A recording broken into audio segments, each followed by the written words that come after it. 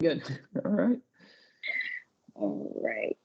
And So by the what? way, I want to Yeah. tell you that I get a little bit too talkative sometimes when I talk about my work. So I'm going to try to not give you so much that it's impossible to sift through. Oh no, please. I need all the information. So Okay. just feel All free right. to Okay. I'll give do my me anything best. that you have. All right. Uh, Okay, so my first question, can you describe your teaching journey? Like, how did you come into the teaching profession, and have you always thought of yourself as being a teacher? Yeah. Well, I will say, first of all, I haven't always thought of myself as a teacher, but I've always thought of myself as an educator. And because, initially I was training to be a student affairs professional, and I always saw my work in student affairs as being an educator. And I was even then grounded in student development theory, and I saw my work as work of developing student maturity and competencies that would be useful to them after college. And when I decided to pursue my doctorate, I wasn't quite sure what I'd do after I did my PhD. Um, I think I primarily thought that I would just go back into administration. And I have to tell you, one of the reasons was because I revered my faculty so much. I respected them so much, and um, it seemed very daunting to me to be a professor.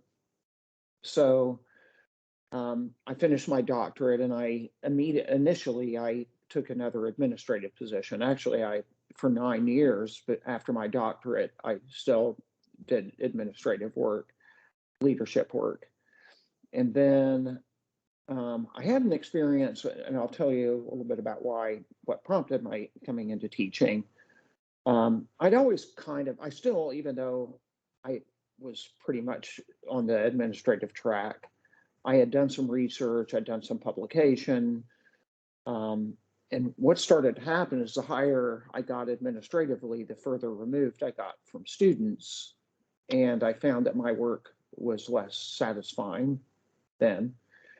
So, um, so, so I took when I took a job at the Carter Center, and so I had left kind of it was not for good, but I had permanently stepped or temporarily stepped out of a role in a university setting, and I was working at the Carter Center where I ran the internship program.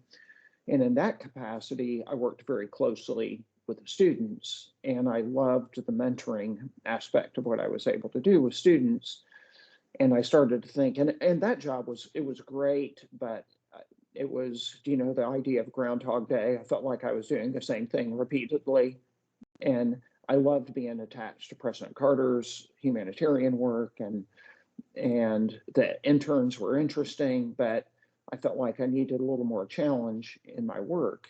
So that's when I started to think about being a teacher, being a professor, um, because I felt like it was an opportunity in a place where I could mentor students, and it was a place where I could continue. I was very curious. I liked doing research.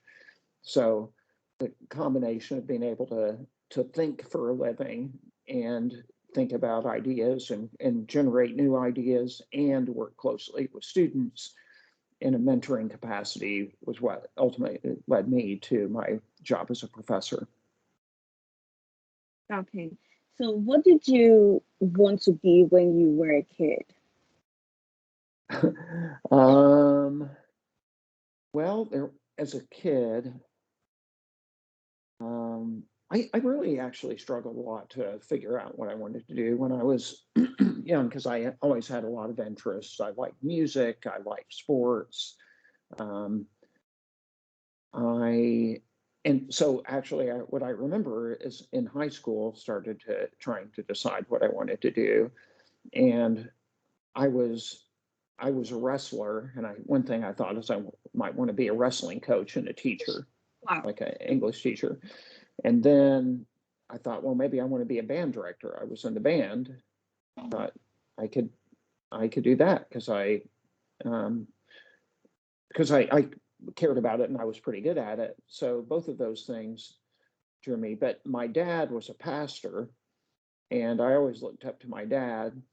And so when I left high school and started college, and that wasn't as a kid, I don't really even remember much as a kid thinking about my career. But when I went into college, I really thought I was training to be a pastor. So I majored in philosophy and minored in religion. But throughout college, I think I would have these mini crises where I would think, okay, I don't think pastor's right for me. I think again, I would fall back on being a teacher and a coach, high school teacher and coach, or being a band director in a high school. And but by the time I finished college, I did go to seminary. That was my first step. I went to seminary, um, and I just had a lot of. I realized once I started seminary that being a pastor was not the thing for me. I liked a lot of aspects of it. I think that translates to my work now, but I liked the idea of being in front of people and persuading people of something. I liked the idea of the counseling type aspect of it. I liked the idea of leading, but I but the idea I didn't feel like I could be a spokesperson for religion and belief because I had a lot of doubts. So that led me to on a journey of trying to decide and figure out what the right thing was for me. And interestingly, this is kind of ironic, when I was really thinking about leaving pastor training, I went to my dad, who again was a pastor, and I said, Dad, I don't know if this is the right thing for me. I don't know what I believe. And among other things, he said, you could do a lot of different things. You don't need to do this. He said, I think you would make a good absent-minded professor. And it Wow. turns out I am a good absent-minded professor. At least I'm an absent-minded professor. I forget meetings with students.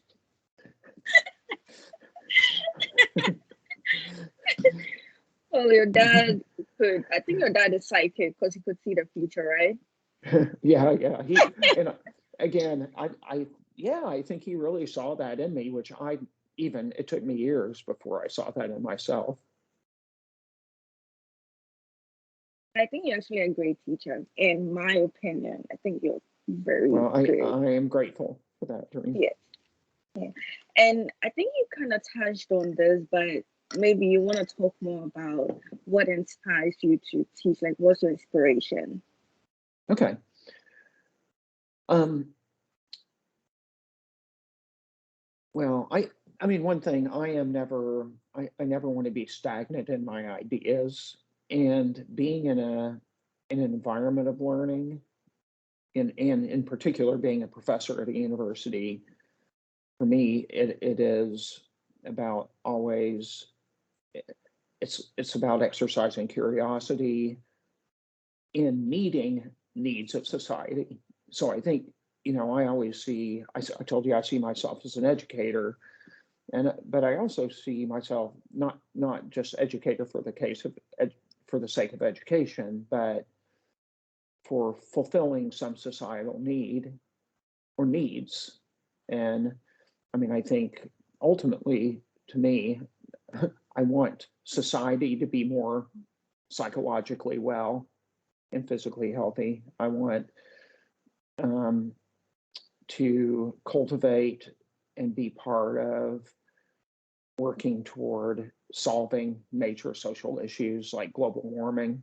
And while I'm not teaching right in environmental science, what I've been thinking more and more about, and this has been part of my sabbatical work, is thinking about how do we make students and cultivate and foster and support their, you know, addressing major challenges. And for some, it's like maybe major challenges in higher education, but like cost issues, access to higher education. But even beyond that, when you gain the tools and understand how to deal with daunting, vexing, major social issues, those translate into other areas. So, I mean, I'm very interested in the sustainability of the planet, of the sustainability of,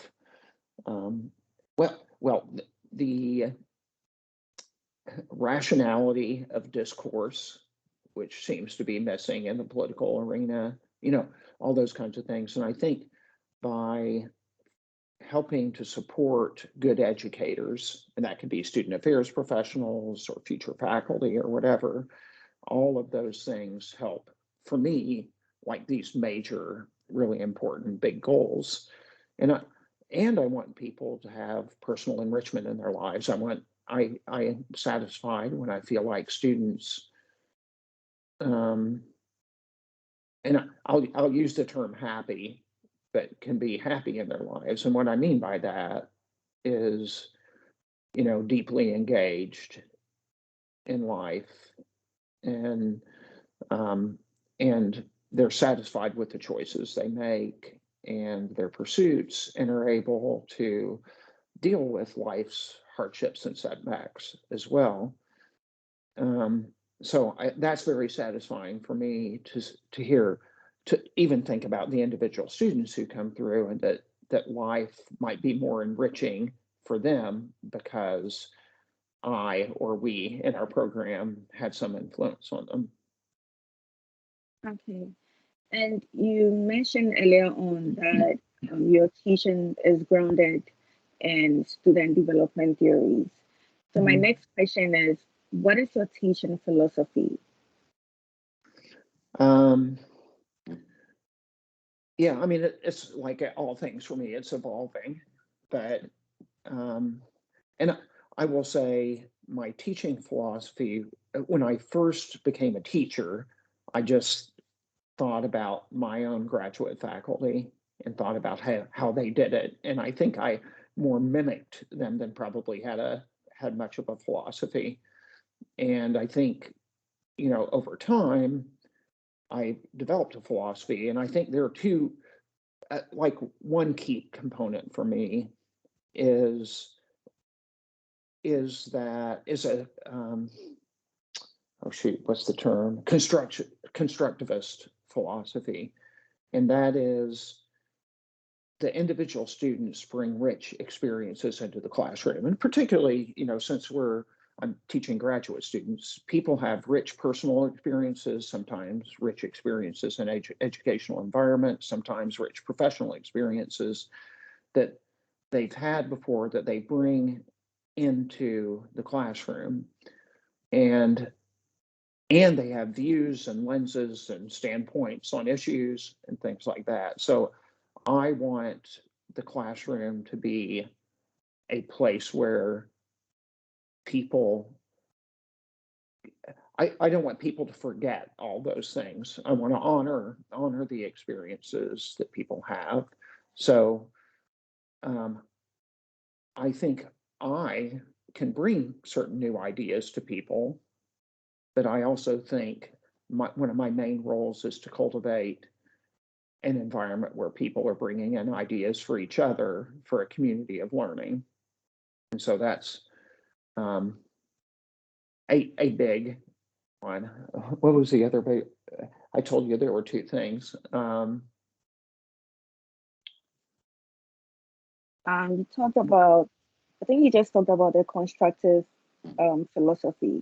Yeah, that's what that. I mean, that's kind of what that is. That people can Okay. actually, and I do believe, and I'll just say another thing that, oh, well, one thing is I want in some way, and I've evolved in the way I've thought about this. And I know that students want something practical they can learn, and something they can adapt to practice. And I will say one thing I've learned over time is that, I mean, I love theory, I love theoretical kind of ideas, but and so one thing I have learned over time is, and been challenged to do, is to tie those things to what that means for people in practice and their professional lives. And so I want people to come out of a class and say, and it might just be about an idea. This idea is going to be very important to me. And I see the way that I can implement this idea because we talked about it in class, because we learned about it in class. So constructivism is a big philosophy.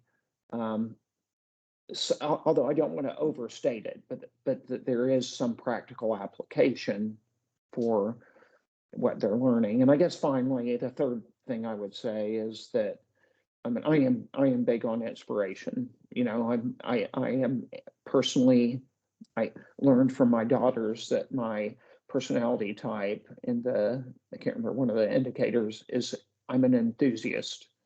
And for me, it's important to tie what people care about, their hearts, with their heads.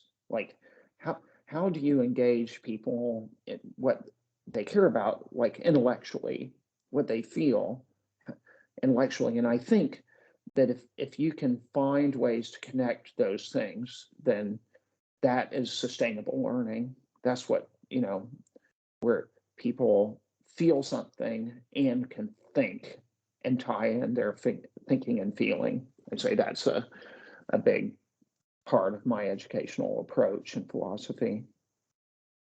Okay, so I can actually speak to the practicality of your classes.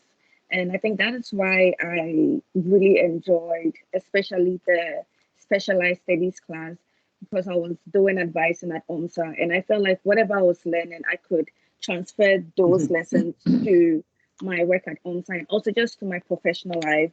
And also just getting to know more about myself, the fact that I don't really love to live in the present and just changing my mindset about things and focusing on strength-based approaches, which I'm actually using now. Like when I talk to people, I'm looking at their strengths and know their weaknesses. So that class has been like my best class, and I still love it, and I'll still take it again and again and again.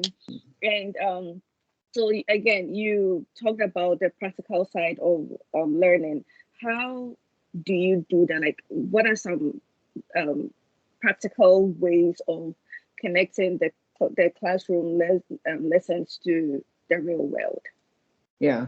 So I think it's somewhat different in different classes because, and you had that class in my history and philosophy class, Yeah. probably history and philosophy of higher education. And, so think about, they're different because the specialized studies class is easier to apply to like a practice, particularly like something like advising practice. It's really the ideas are easy to translate specifically to how am I going to do this. Um, and so one way I did that, and over time I've developed that coaching dyad in the class. So everybody has a coaching partner, and it's a means to at least try out some of the ideas and techniques that we're learning in class. I want to say just one thing that's important, and I appreciate what you just said because you with with that positive psychology, appreciative education, specialized studies class, I don't want people just to learn what are the questions you can ask or what's the but what is the foundation of that so you can be flexible and apply it in unique circumstances and in different ways. So it's both learning the techniques, but so in the counseling or in the through our coaching approach, I tried to ground it in a very specific experience so people can see this is where you can use this. And so that's one thing. I think in the history and philosophy class, the goals I think are more like, for instance, if you want to work in advocacy for a population or for an approach or something, I think it's helpful to understand the philosophical and historical grounding of it so you can become a leader and advocate for these things. So, so my goal there is to help people articulate that connection. And if you remember, one thing I did in that class at the beginning, I asked, what are some big questions you have about higher education today? And because as a student of higher education, I assume that everybody has some area, some niche in higher education that they're concerned about or interested in working on. And my belief is, and what I tried to demonstrate there, is that by understanding the history and the foundations of that you can at least maybe better practice it, maybe not better practice it, but become a better advocate for it and understand it when you talk to other people about it. So that's because that one is harder to tie directly in. Student development theory would be more, if I were teaching student development theory now, it would be more like the specialized studies. I'd probably give some kind of experiential component that you could tie in your learning. And I'm big on, here's the other philosophical thing I wanted to mention, and it relates to this, is reflective practice. And that for me was fostered by my own study of service learning and working with the interns at the Carter Center. And, I do believe it's really, really helpful for people to be very explicit about, well, I had this, to have an experience and then have a formal reflection on it. What worked here? What was good? Why was it good? What didn't work? Why was that? And so the idea of reflection is really important. Again, that was easier in the coaching thing, where people could step back and say, how did I do? I don't know if you remember, but you all wrote a paper reflecting on what did you learn from coaching? What might you want to do better? Whatever, those sorts of things.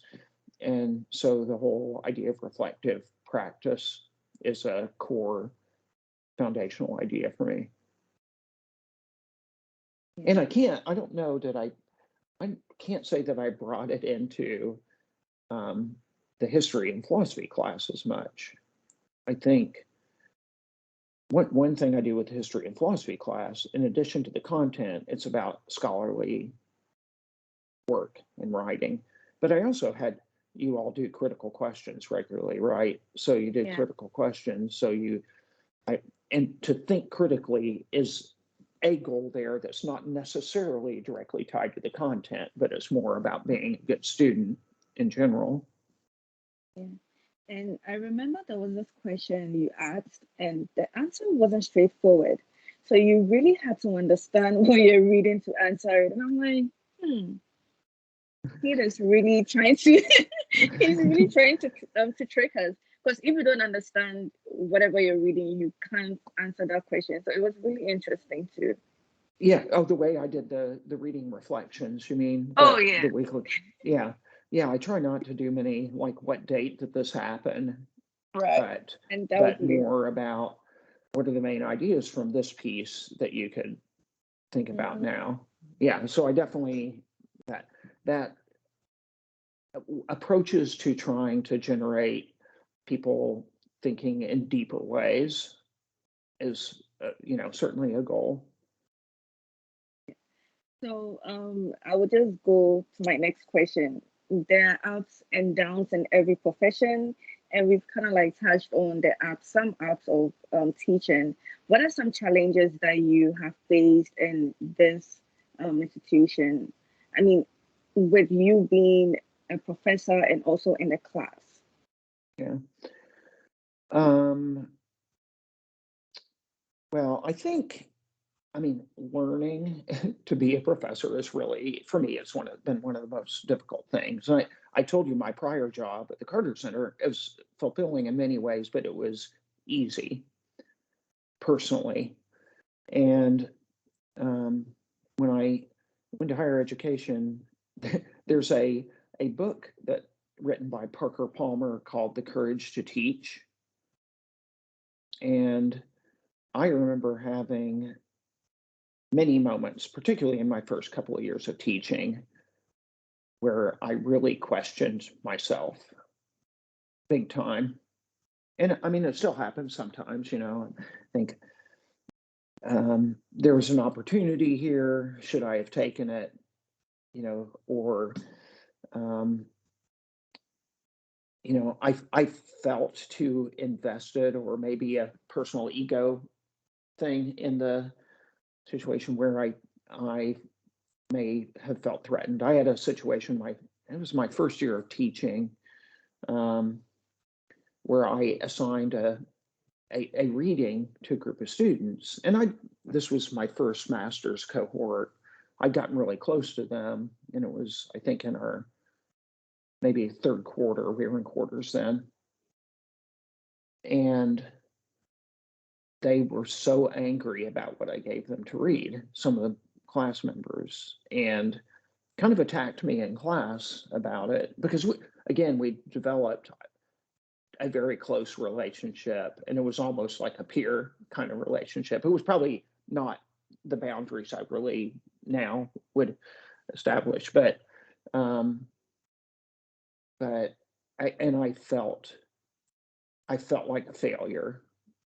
I felt like a failure because I had made people angry in the class. Now, looking back on it, I may have, I would probably see that differently, and I'd manage that a little bit more. But I remember, you know, basically, I went out of the class. At the end of the class, I went into my office, closed the door, and I just, you know, was pretty emotional. I was crying about it, and um, and so there are those things, or like times when I had one particular cohort, a master's cohort, where there was a cadre of students, a group of students who were they sucked so much energy out of the room, and I could not help but like think about that and feel that.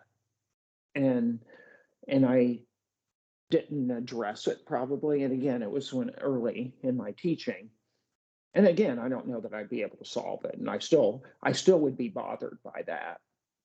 But but I wouldn't be bothered as much because over time you kind of learn. I care a lot, but I also understand that some students aren't going to want to be there. I'm not going to, you know, maybe my style isn't going to resonate with them. They don't like that I say put away your phones during class, you know, whatever those things are that that are going to trigger a student.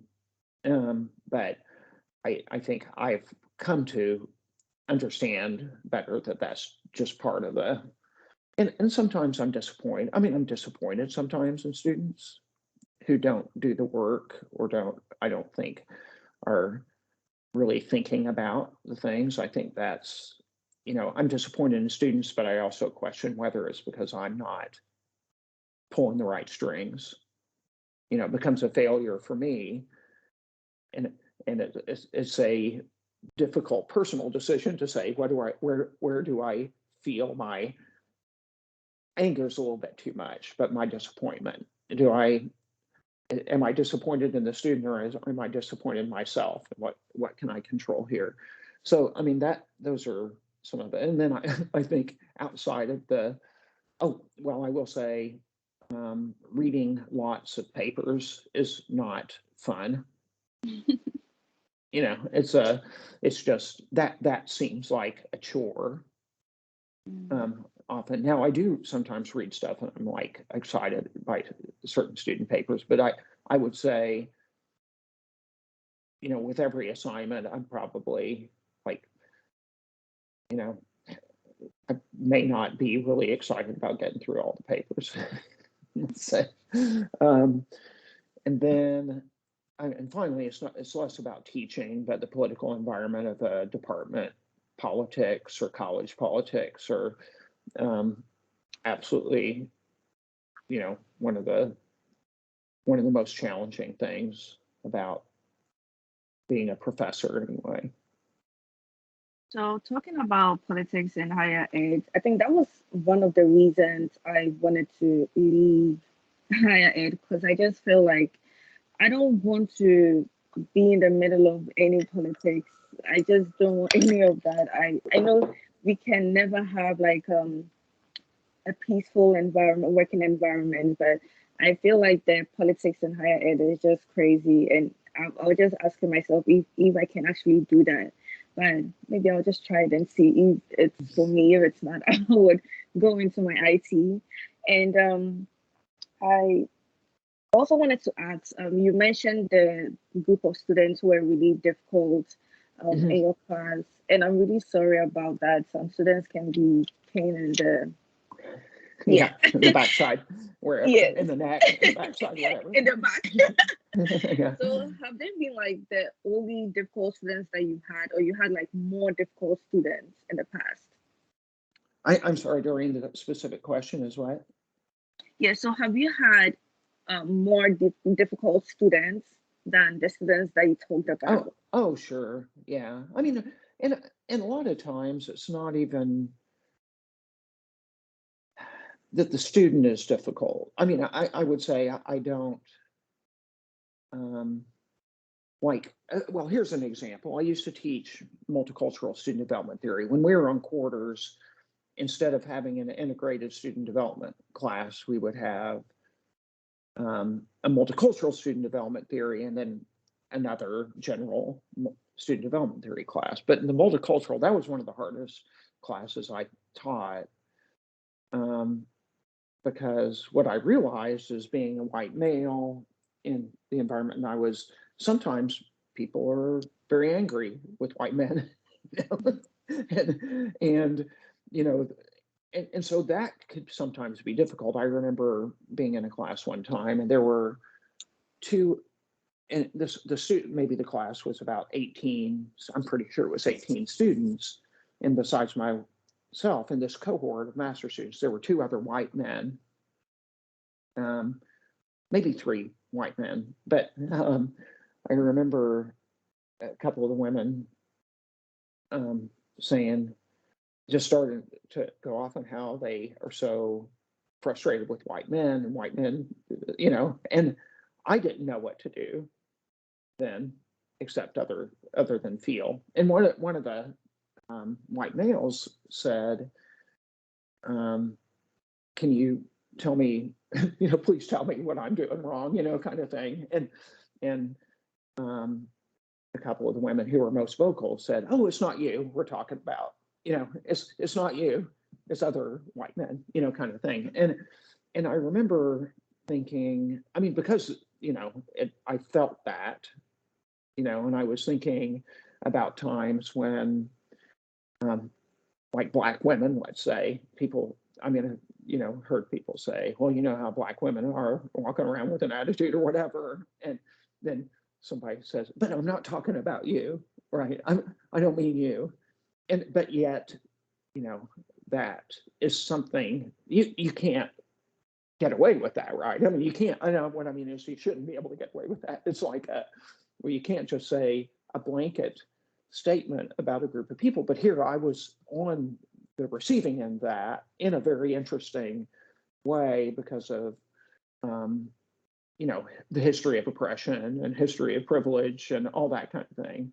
So I remember I just did not say anything. I didn't address it. And I let Bob, ask the question. And I thought it was really interesting that it just dropped, it just ended, and I didn't say anything. And then in that same class, the other student, his name was Andy, and I'll tell you his name because you wouldn't know, but there was an African American woman who, like I said, she was African American. She was also lesbian. She was very strong.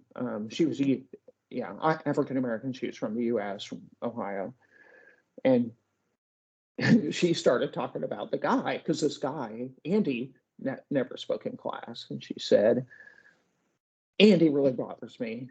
You know, another white man who just goes to the gym and walking around here and he's done, and again, and that time, what is my responsibility there?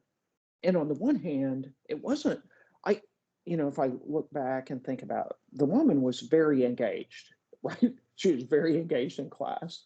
She was And I mean, it wasn't appropriate or good, but I don't know if I'd want to call her difficult because of that. I don't know if I'd want to call her a difficult student because of that.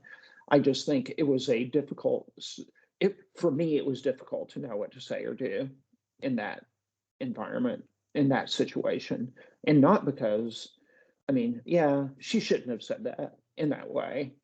But it wasn't that she was being difficult. She was very engaged in the class. So, but I do, one thing I've recognized as a faculty member too is what I say. Often, if I say something that could be construed, if I challenge something or give an alternative opinion, it depends on the student, but some students can take it very personally. And the power that you have as a professor, as an instructor, is important to recognize. And not that you can, hide that power, but I think it's very important. And so I've had situations where I was very surprised the way a student reacted and personalized something that I might have said. And this is true even in leadership too. When I've been in leadership positions administratively, once you get to a certain position, you have power, and what you say matters more than you expect it to. You might make an offhand comment, and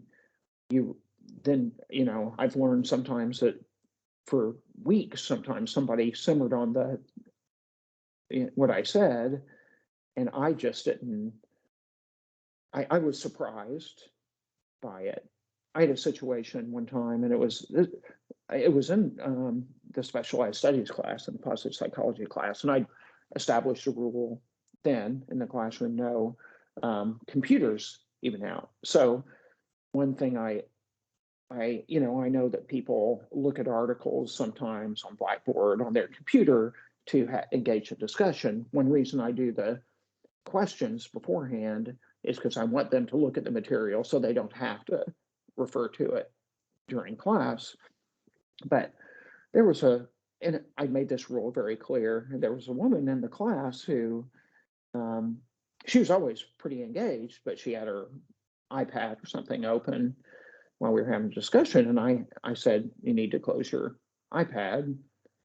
So she, again, this part of being in a small community, she went to her GA supervisor and said, I was looking at the material and Pete had me close my iPad like I was doing something wrong, this kind of thing. And I'm like, and she was mad at me because she was engaged, she was engaged in the material. But the truth was I wasn't questioning that.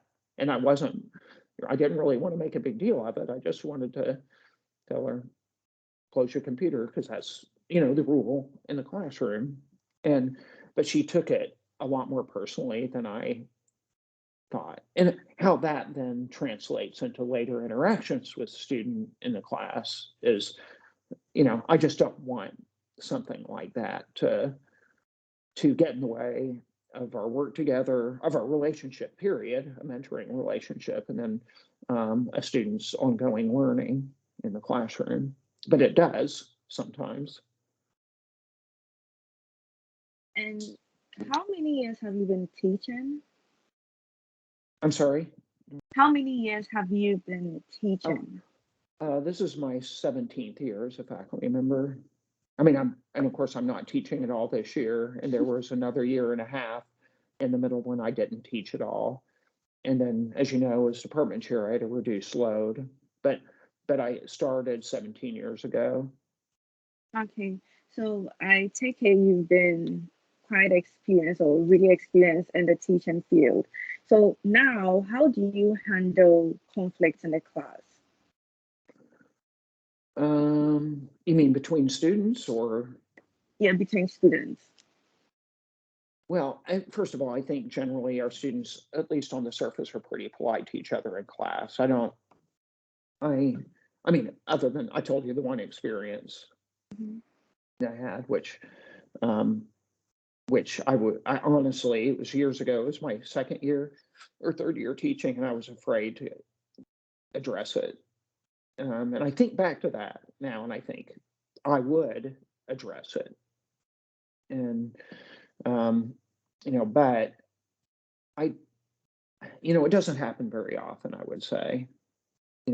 So I don't know if I have a particular approach because honestly, other than that one thing, I can't remember much. I have told a class because I felt like and it was that same group where it was three students who kind of sat in one corner and would eye roll and stuff with their colleagues. I did I when at the beginning of one class, I came in and I just said, um, I want us to think about how we're responding to each other in the class, and you know, um, I said, and I didn't point anybody out, but I said, the eye rolls or whatever. But generally, I think what I do, if it's not blowing up in class, which it rarely has, I would probably talk to individual students separately. Like in this case, if I weren't a new faculty member at that time, I would say something individually to the people who I thought were not. And again, it's not necessarily a big conflict in the class, but talking to them about their response or, and find out more from them, first of all, why they're responding in that way, and then tell them the way I'm experiencing, the way I'm, experiencing the reaction, and recommend to them something different. But one thing I know is that I can't control a lot of things.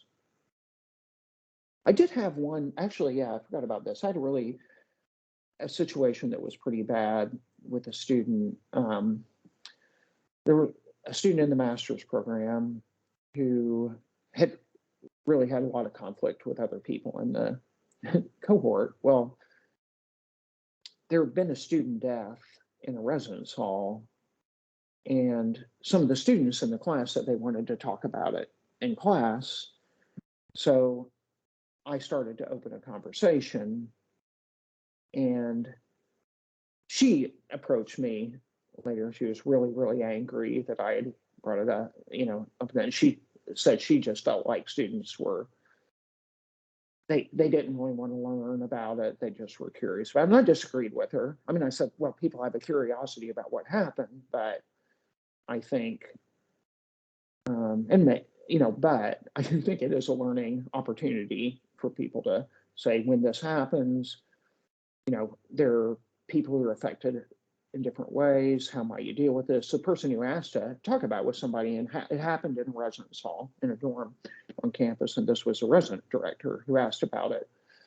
Well, the student was I then invited the dean of students, who was then Jenny Hall Jones, to come in and process it with the class.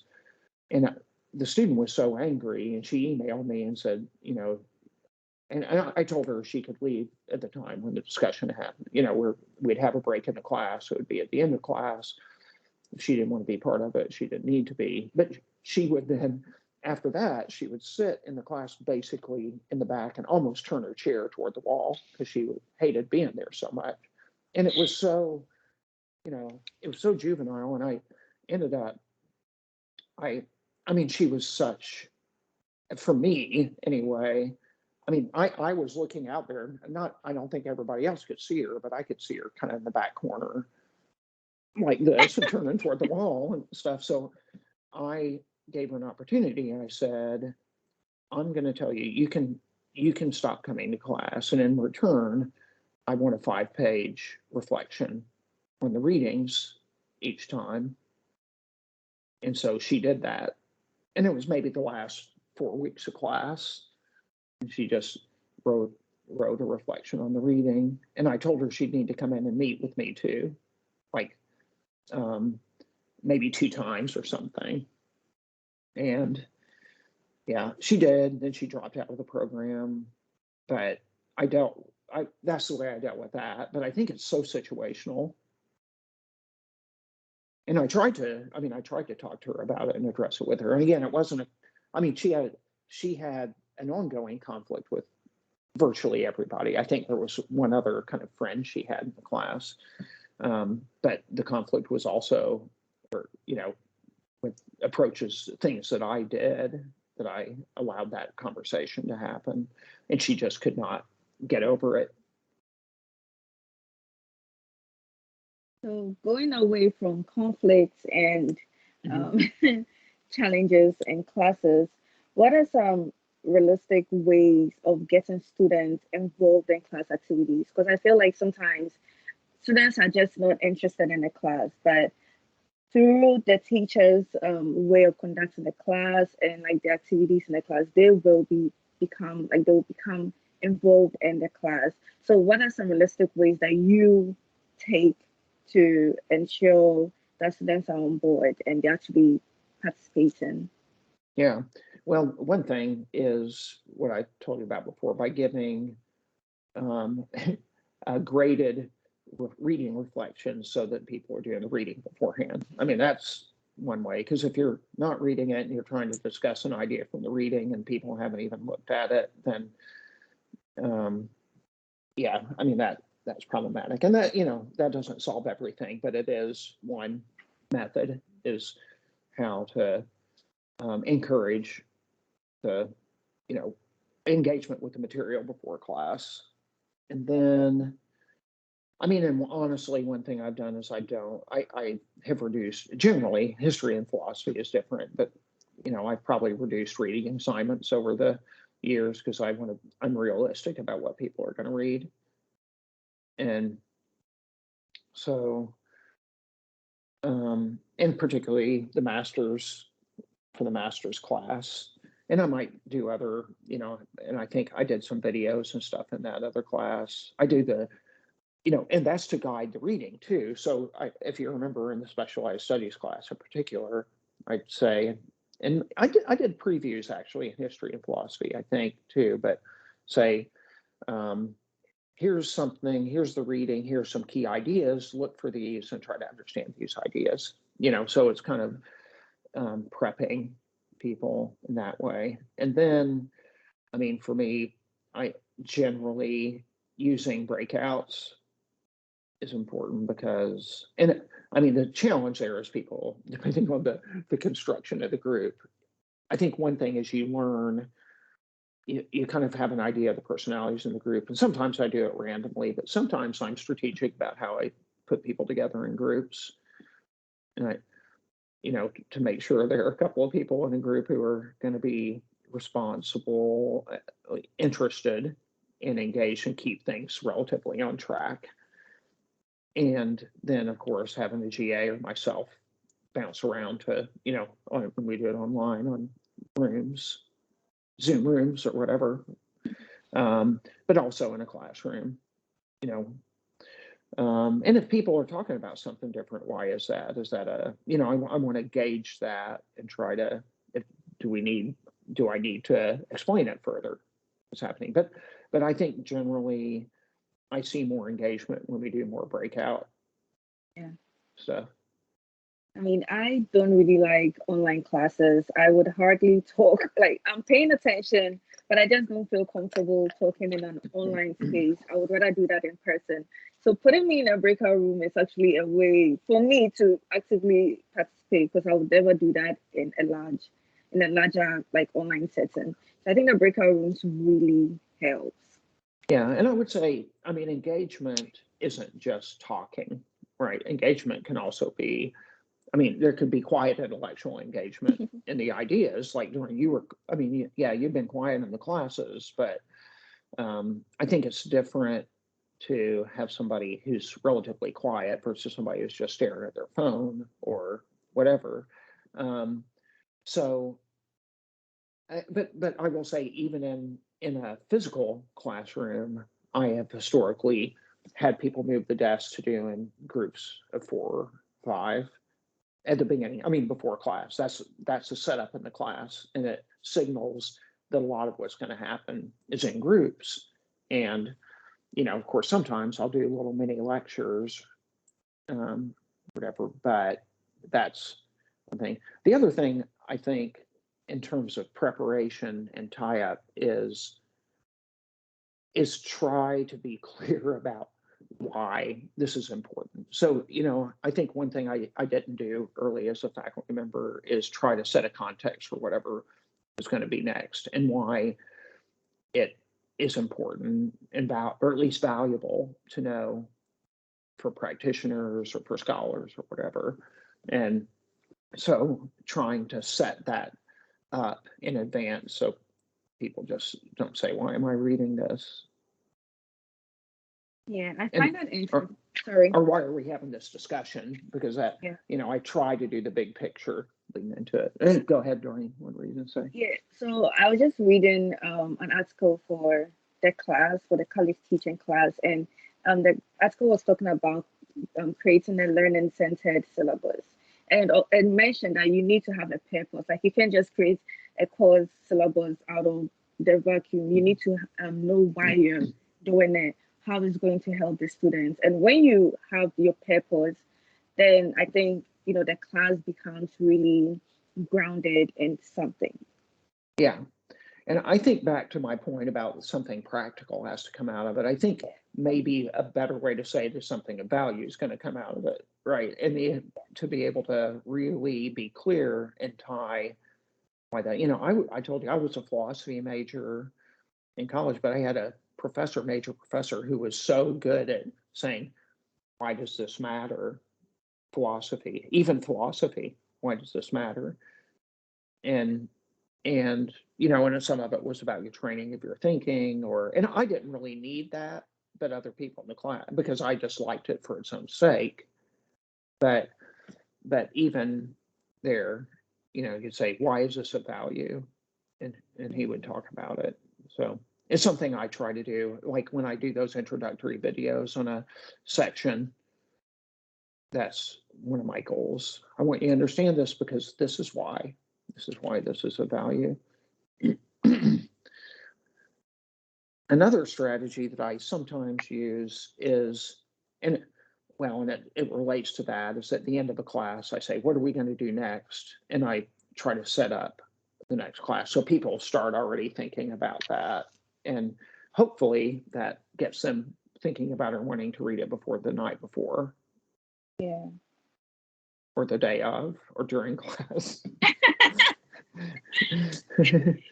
I love the strategies. I think I would take on some of them. Yeah, very, very helpful.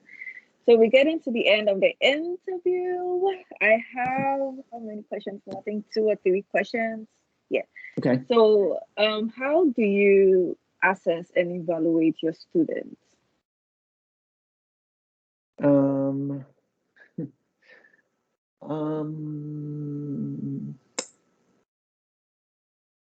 Well, first of all, I think I am not very strict generally in the substance of my grading.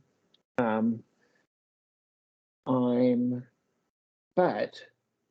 that said, I do tell people, like, for instance, in those reading reflections, if I see when people are mailing it in, and I either will just write a note about it, like, this is clear that you didn't read this, and I'll grade it. I certainly will grade things down, but there's so much room in my classes to make it up, just grading wise.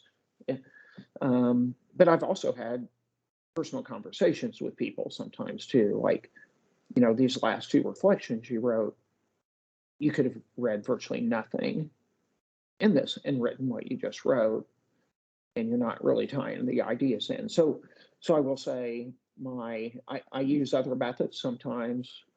I don't want to say I try to guilt people in, but I wanted them to know that I recognize that, and it shows up in grades. I remember somebody in your class in that class that I ended up, he got the poorest grade in the class because I felt like, repeatedly was not engaged with material. And so it was just 2 points here, 2 points there in those reading reflections. But it was, yeah, I mean, so it did, if somebody clearly is blowing it off, that's, now I do also, if somebody writes a bad paper or a paper that doesn't answer the question that I asked, I usually give people an opportunity to rewrite it. And And I so, think, and people almost always do. They don't always, but almost always do. So I want to get the quality, and there are different ways I have of getting to the quality, but in grading I hate, basically. I just don't like giving letter grades. yeah. Because I think there's more to, having an A in class. When I was in my undergrad, I would get A's in my political science research classes, but I'm not learning anything. I'm just learning because I need to get a good GPA. But at the end of the day, I didn't learn anything. So I think teachers should go beyond the letter grades and really let the students understand and reflect, as we said, whatever they're learning. And if they get a bad grade, give them the opportunity to make it up. So at least they're actually trying. They're going to go back and read the books or the articles. Yeah. And I think it's been very helpful because my undergrad degree was a complete waste of time. Yeah. Okay, so my last two questions. If you were to do it again, would you teach? Yes. Yeah. I mean, to me, it's, despite I mentioned some negative things, but to me, I feel like, I mean, it has been a great, I think it's a good application of my skills generally and my interests. And so, yeah. And there are so many good things about it. I mean, as a teacher, you have relative independence that you don't often have in other jobs. Because even when the political environment might suck, that this core part of your work, this is one thing Laura's really good at. We've talked about this for years, like even when things were terrible in our department or whatever, I thought it doesn't affect really our work with students and the core work. So, so that, things go wrong in a lot of environments, but, oh, I'm gonna decline this. Yeah. So anyway, it's been very satisfying for me. Okay. And what advice would you give to students or just anyone who wants to take the teaching path? Well, the teaching again is I want to say a professor job is a little bit, so teaching is part of it, right? So I don't know when you say the teaching path, if you just mean being a teacher. I had a student, one of our doc students who is employed at the university as an instructor, and she's frustrated because they're not going to create a tenure track position for her. And I said, there are some real benefits to not being tenure track, not having to go through those. I mean, I was 45 when I started as a tenure track faculty member, and it was humbling to have to play the political game after having been, director at the Carter Center, having been an associate dean, all those things. And so there, I think I have students that one student who wanted to be a faculty member, and I just said, you enjoy your independence too much, and it's just not gonna. And when I say I have a lot of independence, but what I mean is she would never, because she's so unconventional, she would never jump through the hoops that she needs to do the work. There are other people I'd say, yeah, it'd be great for you. And so I think it really depends on the person. I'd say for me, it's worth, the BS. It's worth dealing with the BS to because of the good parts of the job. So it'd be situational whether I tell somebody whether it was, yeah, you should do it or you shouldn't do it. Okay.